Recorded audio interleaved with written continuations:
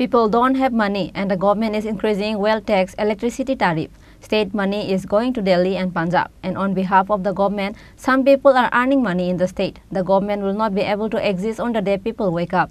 Opposition leader Animesh Debbarma criticized the government at a press conference in the Legislative Assembly on Wednesday. Opposition leader Animesh Debbarma held a press conference to complain that the government is not working. Although he did not play the role of leader of the opposition party in the last 8 months, he criticized the government by holding a press conference in the Legislative Assembly on Wednesday. He said that the government is promoting the pictures of the ministers, but nothing is being done. There is only wailing everywhere in the villages and hills. The BDO and sub-divisional rulers know everything about this, but they say they have nothing to do. Development is only on posters and papers.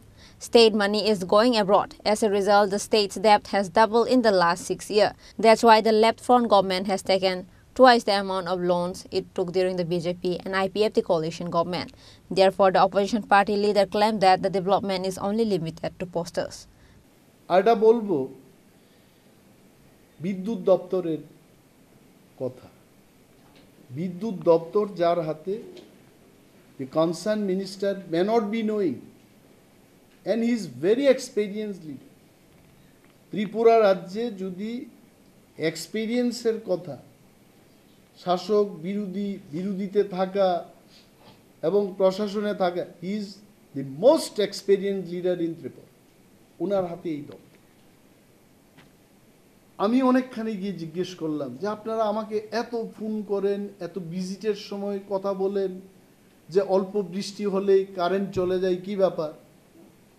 তো some people are telling এখানে junction থেকে এরা মিটারটা down করে দিচ্ছে, but that is not the fact. The fact is Tripura রাজ্যের যে electric pillar এবং ওয়্যারগুলো আছে, এটা বহু বছর পুরনো, এগুলো আর রিপ্লেসমেন্ট হচ্ছে না। এটা কাদের থেকে উঠে এসছে?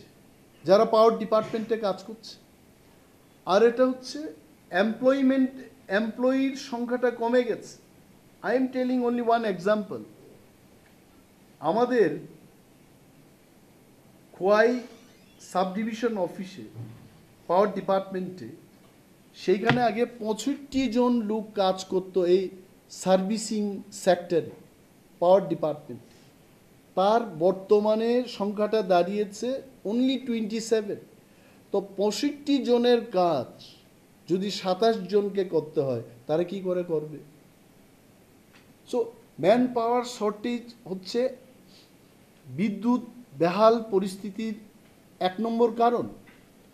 2 নম্বর কারণটা হচ্ছে যে সমস্ত কল সেন্টারগুলো আছে, এই কল সেন্টারগুলো 24 ঘন্টা কাজ করছে না, 5টার পর তাদের পাওয়া যাচ্ছে না।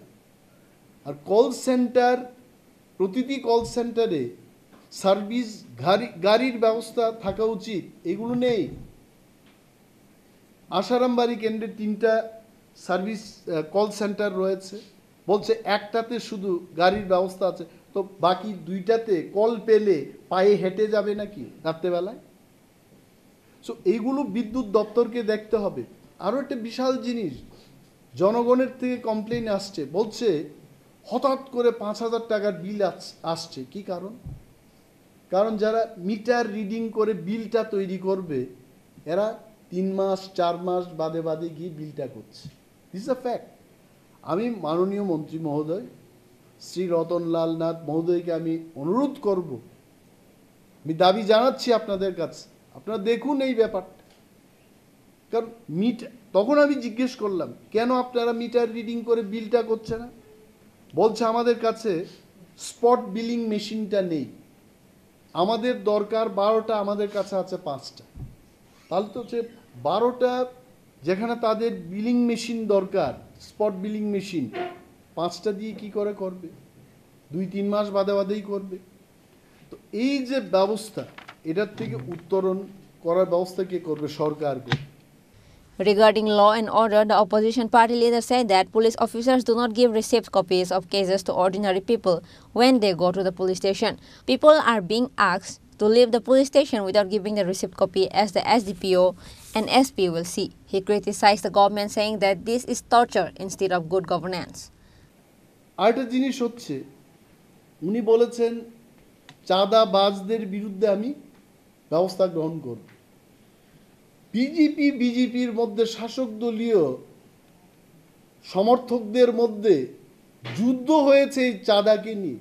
3 জন লোক আহত হয়েছে, আপনারা কোন একটা পত্রিকায় লিখেছেন, পড়ুন কি ব্যবস্থা গ্রহণ করেছেন উনি। আরেকটা বিষয় হলো, মানুষ যাবে কোথায়?